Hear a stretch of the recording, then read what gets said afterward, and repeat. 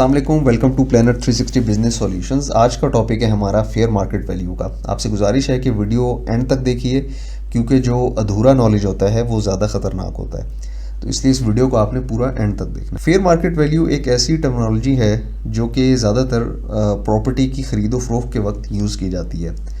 कोई घर है, फ्लैट या फिर कोई प्लॉट, अगर आप उसको सेल कर रहे हैं या परचेज कर रहे हैं तो उस टाइम पे फेयर मार्केट वैल्यू जो टर्मिनोलॉजी है ये सबसे ज़्यादा आपको सुनने को मिलेगा। अब फेयर मार्केट वैल्यू की डेफिनेशन क्या है? कोई भी प्रॉपर्टी, एसेट या सर्विसेज, उसकी प्राइस जो है वो ओपन मार्केट के मुताबिक वैलिड हो तो हम कहेंगे कि वो उसकी फेयर मार्केट वैल्यू है। अब ओपन मार्केट से क्या मुराद है? ऐसी मार्केट के जिसमें गवर्नमेंट ने अननेसेसरी रिस्ट्रिक्शंस जो है वो ना लगाई हों, बहुत ज़्यादा उसको रेगुलेट ना किया हो, बहुत ज़्यादा उसके ऊपर रिस्ट्रिक्शंस अगर नहीं लगाई तो हम उसको ओपन मार्केट कहेंगे। मैं आपको एक मिसाल देता हूँ तो फिर आप ओपन मार्केट का कंसेप्ट जो है वो समझ जाएंगे। वो मिसाल थोड़ी सी इस टॉपिक से हट के है, लेकिन ये कंसेप्ट आपको समझ में आ जाएगा।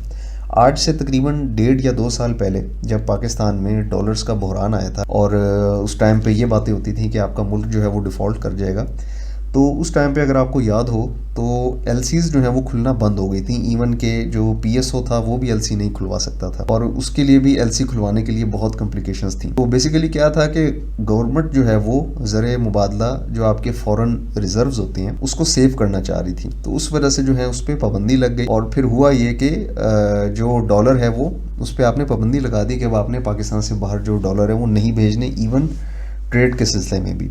तो फिर उस टाइम पे क्या होता था कि डॉलर का रेट तो मेंटेन हो गया, लेकिन फिर हमारे जो, अगर आपको याद हो, उस टाइम पे जो वज़ीर थे मिफ्ता इस्माइल साहब, वो ये कहते थे कि देखें आप जो इसका जो रिस्ट्रिक्शन है ये हटा दें और जो डॉलर है उसको ओपन मार्केट पे रहने दें। तो वहाँ पे भी आपने शायद ये टेक्नोलॉजी सुनी हो, ओपन मार्केट पे। तो अब बेसिकली क्या था कि गवर्नमेंट ने चूँकि रिस्ट्रिक्शन लगा दी तो फिर उससे हुआ ये कि डॉलर को जो है वो ओपन मार्केट में नहीं रहने दिया गया, यानी गवर्नमेंट ने उसको कंट्रोल किया इंपोर्ट्स पे पाबंदी लगा के। तो आई होप कि अभी आपको ओपन मार्केट का कंसेप्ट जो है वो समझ आ गया होगा। तो अब हम चलते हैं अपने वापस टॉपिक की तरफ, इसको मज़ीद आगे समझने के लिए। तो अब अगर हम बात करते हैं इमूवेबल प्रॉपर्टी की, जिसमें घर, प्लॉट या फ्लैट है, अब वो अगर आप उसकी परचेज करने जाएंगे तो उसकी फेयर मार्केट वैल्यू क्या होगी? वो 2 तरीक़ों से डिटरमिन होगी, या तो डीसी रेट होगा या फिर उसका एफबीआर रेट होगा। अब ये देखना भी ज़रूरी है कि इन दोनों में से कौन सा रेट जो है वो यूज़ होगा। तो इसमें जो सेक्शन 68 है हमारा इनकम टैक्स ऑर्डिनेंस का, उसमें इसको जो है बड़ा क्लियरली लिखा हुआ है और इसमें फर्स्ट प्रेफरेंस जो है वो एफबीआर के रेट्स को दी गई है कि अगर तो एफबीआर उस एरिया के, जिस एरिया की प्रॉपर्टी सेल या परचेज हो रही है, उसके अगर एक रेट लिस्ट दी हुई है एफबीआर ने पर मरला पर कनाल के हिसाब से या वट, तो फर्स्ट प्रेफरेंस जो है वो उस रेट को दी जाएगी। लेकिन अगर इन केस एफबीआर ने उसकी प्राइसिंग नहीं दी हुई फेयर मार्केट वैल्यू की, तो फिर डीसी रेट जो है वो उस पर लगेगा। अब डीसी रेट क्या है? यानी कि जो लोकल एडमिनिस्ट्रेशन है, डिप्टी कमिश्नर ऑफिस की तरफ से, रेवेन्यू डिपार्टमेंट की तरफ से जो उसका रेट जारी होता है, उसके अकॉर्डिंगली जो है उसकी जो फेयर मार्केट वैल्यू है वो कंसीडर होगी। यहाँ पे एक चीज़ आप लोग समझ लें कि प्रॉपर्टी की ख़रीदो फरोख्त के वक्त 2 टर्मिनोलॉजीज़ बहुत ज़्यादा यूज़ होती हैं, fair market value, consideration received.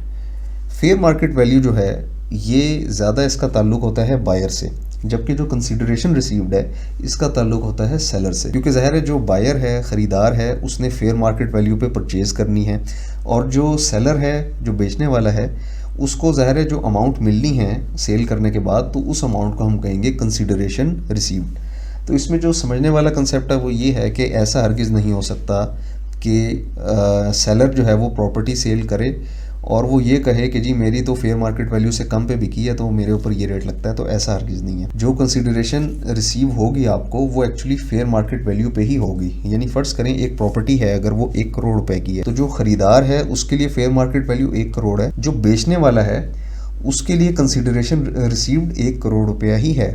वो ये नहीं कह सकता कि मुझे 90 लाख रुपए मिले हैं तो जो 10 लाख है इसमें से मुझे नहीं मिला तो मेरे ऊपर जो है वो फेयर मार्केट वैल्यू वो 90 लाख की है। तो ऐसा हरगिज़ नहीं है। तो अगर जो सेलर है उसके ऊपर भी 1 करोड़ के मुताबिक 236C का चालान बनेगा और जो परचेज़र है उस पर भी 1 करोड़ के मुताबिक 236K का चालान जो है वो बनेगा।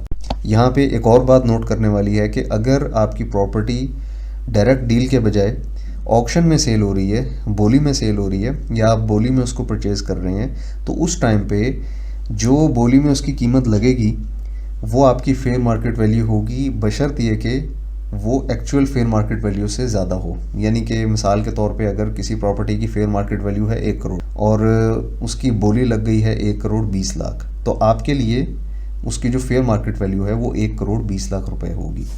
तो ये था हमारा आज का टॉपिक। चैनल को लाजमी सब्सक्राइब कर लें ताकि मज़ीद जो अपडेटेड वीडियोज़ हैं वो आप तक पहुँचती रहें।